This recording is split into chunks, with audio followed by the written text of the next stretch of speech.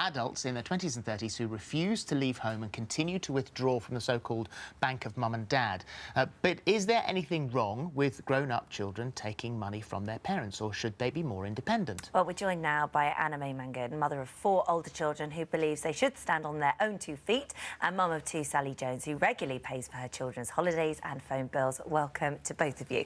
So, I wanted to start off with you, first of all. You've got 4 children, 28, 2 at 27 and 1 at 26. When did the bank close and why? Well, the bank closed as soon as they graduated and had a job. I think they're called kippers now, aren't they? Children in their parents' pockets, eroding their retirement savings. Right. I think that's the whatever that's called for them. And I just think their time's up. The bank of mum and dad is closed. I spent all their student years paying for everything that they did, phones, Netflix, you name it, they had it. And now that they've got good jobs and they're in a good position themselves, then I think they've got to be adults. I think a lot of people are adults now, but they're not grown up financially. Right. And with your kids, I think it's part of helping them grow up and cutting the cord. And so when they're in financial trouble, it shouldn't be mum and dad they call all the time. So is there a circumstance where they could come to you and you would help them? Obviously, there's an emergency situation. That hasn't happened yet. But in the end, if they do eat up our retirement savings, then what happens then? Where will they go after that? And where will I go after that? They're in their 20s, 30s, 40s coming on, and they can earn the money in the future, but parents can't. I mean, we're kind of, at my age, we're kind of done. So if you go out for dinner, who pays? We take turns to pay, or we pool, and it's great. We have a fantastic social life now they're earning, because we can go to much better places. And when they graduated, the rule, I don't know how it happened, is that they take all of us out with their first salary slip, which is fantastic. You know, we've been to really nice restaurants that we wouldn't have been able to afford to if we were taking 7 or 6 or 7 of us out. So it's great. Yeah, we're having a great time. And they probably have some pride in that as well, the fact that they are now earning and they can return the favour if you've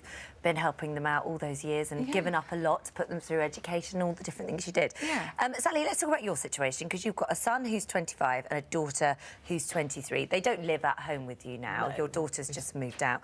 How does it work for you then? What are you still paying for? Well, I've given them a little bit of help with their mortgage, although they are paying the majority of that. I help them with phone bills, and I just feel that they have it so much tougher than I did at the same age. I came out with no mountains of debt from university. Right. I was the first of my family to go to university. Came out, you know, free as a bird. There were lots of reasonable jobs to get. I bought my own house within about 4 years of leaving college and got lucky. These days, almost nobody of their generation could really expect to get on the property ladder without a little bit of help. They're paying their own mortgages, they pay for an awful lot, and they love taking us out for meals. So is this they're a bit what like you yours, really. describe as residual guilt?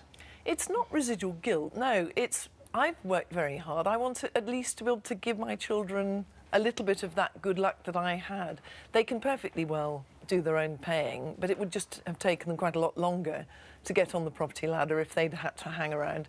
Do you think that, like Anna said, do you think that they are still learning the value of money and being able to sort of financially support themselves? People say, well, obviously they're spoilt brats, you know, they don't know anything about money. Almost the first thing my son did when he was about 19, he'd actually managed to earn several £1,000s. He put it straight into an ISA, which I was amazed. I'd have bought a sports car or something at that age if it had been me earning that money.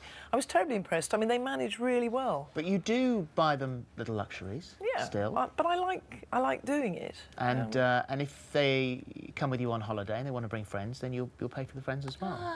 I love it. Can I come on holiday? Yeah,